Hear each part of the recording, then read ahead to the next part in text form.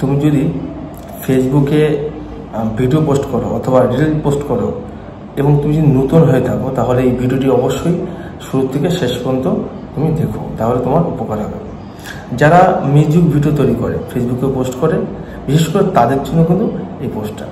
Music দিয়ে যদি কোনো আমরা রিলস বা ভিডিও পোস্ট করি, তাহলে অনেক সময় দেখা যায় কিছু সমস্যা তৈরি হচ্ছে। অর্থাৎ আমরা দেখতে পাচ্ছি সেখানে কিছু ক্লেম আসছে, তো সেই ক্লেমটা কী করে আমরা রিমুভ করব বা সেটাকে মডিফাই করব, তারপরেই বেশ করে আমি এই ভিডিওটা তৈরি করেছি।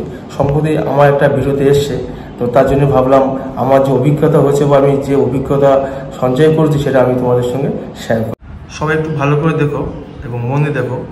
প্রথমে আমি আমার ফেসবুকে ঢুকবো, তো ফেসবুকে ঢুকলাম। ঢোকার পরে আমি দেখবো আমার কোথায় আমি এই সমস্যাটা পাচ্ছি। দেখুন, ঢোকার পরে এখানে দেখুন তিনটে লাইনে আছে, অর্থাৎ ছবির 3টে লাইনে এখানে ক্লিক করবো আমার মোবাইলে। এখানে যাবো এবার আমরা হেল্প অ্যান্ড সাপোর্টে ঢুকবো। হেল্প অ্যান্ড সাপোর্ট ঢোকার পরে সাপোর্ট ইনবক্সে ক্লিক করবো। এখানে যাবো দেখো ইউর অ্যালার্টস, এর ভিতরে যাবো, ক্লিক করবো।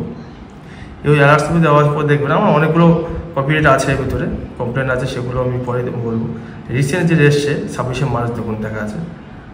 তো এর ভিতরে ঢোকার পরে দেখবো কি আছে এটা।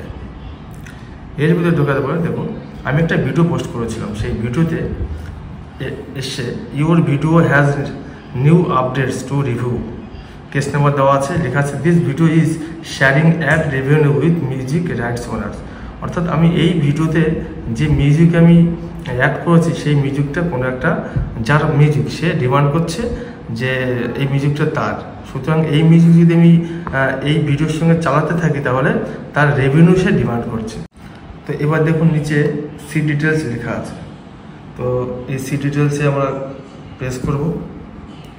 তারপর দেখুন কন্টিনিউ আসছে, কন্টিনিউতে ক্লিক করব। এবার দেখুন you can still use your favourite music, এখানে অনেকগুলো লেখা আছে, আপনারা রুলসগুলো দেখে নেবেন। তো তারপর আমরা কন্টিনিউতে ফের আবার ক্লিক করব। এবার দেখুন এখানে 3টে অপশান দিয়েছে আপনাকে, আপনি কী করতে চান।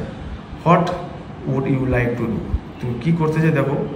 একটা হচ্ছে রেভিনিউ, যে মিউজিকের ওনার তার সঙ্গে যদি রেভিনিউ শেয়ার করতে চাও, অর্থাৎ যেই ভিডিওর থেকে যদি কখনো কোনো রেভিনিউ ইনকাম হয় তাহলে বা আসে, সেই রেভিনিউর একটা পার্সেন্টেজ এই মিউজিকের ওনার নেবে, সেক্ষেত্রে এইটাই ক্লিক করবো আমরা। আরেকটা বলছে শেষে দেখো রিমুভ ভিডিও, যদি ভিডিওটাকে রিমুভ করতে চাও, যেটা আমি ডিলিট করে দেবো, সেক্ষেত্রে এটা ক্লিক করবো বা প্রেস করবো।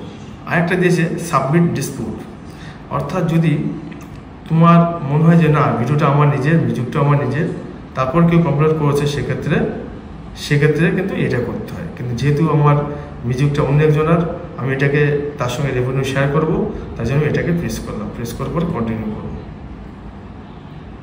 কন্টিনিউ করার পরে অ্যাকসেপ্ট করবো, অর্থাৎ আমি রেভিনিউ শেয়ার করছি। এবার আছে you accepted the video updates. দেখুন আমার কাজটা কমপ্লিট হয়ে গেল। দেখুন এখানে লেখা চলে এসছে you accepted the video changes, মানে আমি যে শর্তটা দিয়েছিল এই ওনার সঙ্গে, সেই অ্যাকসেপ্টটা আমি পূর্ণ করেছি, রিসিভ করেছি, অ্যাকচুয়ালি সেটাই বলেছে। আর এই কাজটা যদি আপনি না করেন, তাহলে আপনার পেজের কিন্তু গ্রো কমে যাবে, পেজের ফর ইউতে যাবে না আপনার ভিডিওগুলো, তো খুব কম ভিউ হবে দেখবে। তো শুধু এই কাজটাকে অবশ্যই করতে হবে, নয় ডিলিট করতে হবে, নয় যে 3টে অপশন আছে যে কোনো একটা করতে হবে। অর্থাৎ এই কাজটাকে করা বাধ্যতামূলক, নইলে কিন্তু আপনার পেজের গ্রো একেবারেই হবে না। তো সবাইকে ধন্যবাদ।